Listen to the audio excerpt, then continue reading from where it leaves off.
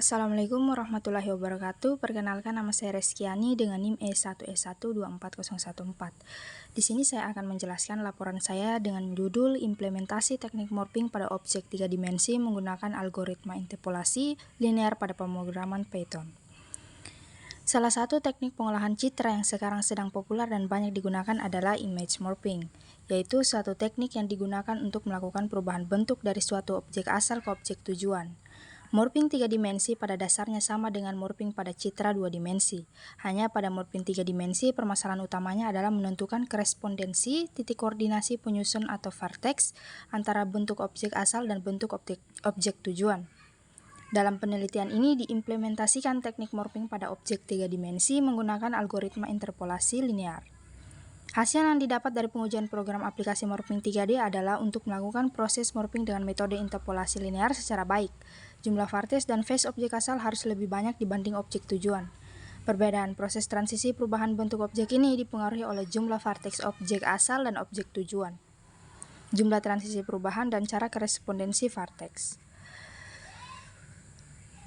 Morphing atau metamorfosis objek 3 dimensi merupakan salah satu teknik yang digunakan untuk melakukan perubahan bentuk dari satu objek asal ke objek tujuan yang berubah secara kontinu. Berikut di sini saya langsung saja ke metode penelitian. Metode penelitian yang pertama itu algoritma interpolasi linear. Dengan melakukan interpolasi berarti menyisipkan di antara dua bagian yang berbeda atau memperkirakan nilai dari suatu fungsi antara dua nilai yang telah diketahui. Pada komputer grafik, interpolasi digunakan untuk menggabungkan beberapa efek yang ingin dilakukan pada suatu objek. Di sini teman-teman bisa melihat rumus di mana Fi posisi vertex pada objek antara, F1 posisi vertex pada objek asal, F2 posisi vertex pada objek tujuan, dan T sama dengan waktu.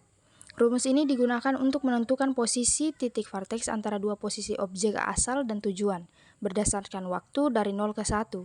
Artinya seiring waktu T bertambah dari 0 ke 1, posisi vertex akan berpindah secara linear dari F1 ke F2. Rumus ini biasanya didapatkan di buku-buku seperti komputer grafik ataupun modul jurnal tentang image morphing atau interpolasi linear di bidang komputer grafis. Metode kedua itu pembagian area objek. Untuk mencari korespondensi vertex antara objek asal dan objek tujuan, maka dilakukan pembagian objek asal dan objek tujuan menjadi beberapa area.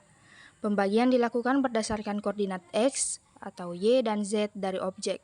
Pembagian area objek dilakukan dengan tujuan supaya dalam menentukan korespondensi vertex objek asal dengan tujuan dilakukan dalam area yang lebih kecil, hingga pencarian vertex pada objek tujuan yang paling dekat dengan vertex pada objek asal menjadi lebih cepat. Selanjutnya, metode pembacaan objek.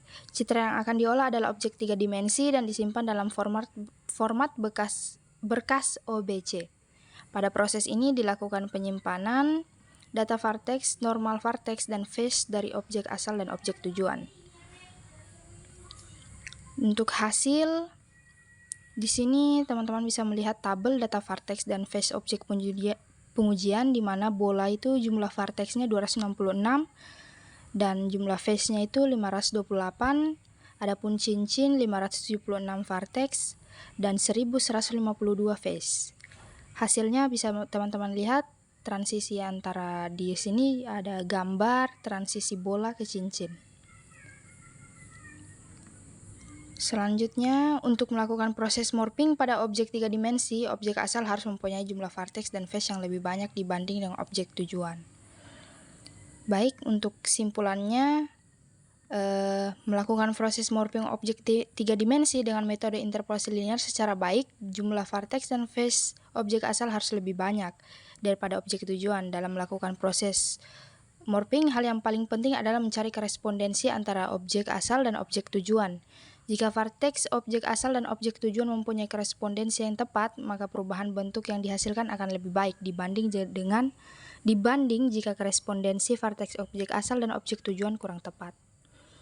Mungkin sekian laporan yang saya buat dan saya sampaikan. Saya tutup dengan wabillahi taufiq wal hidayah. Wassalamualaikum warahmatullahi wabarakatuh.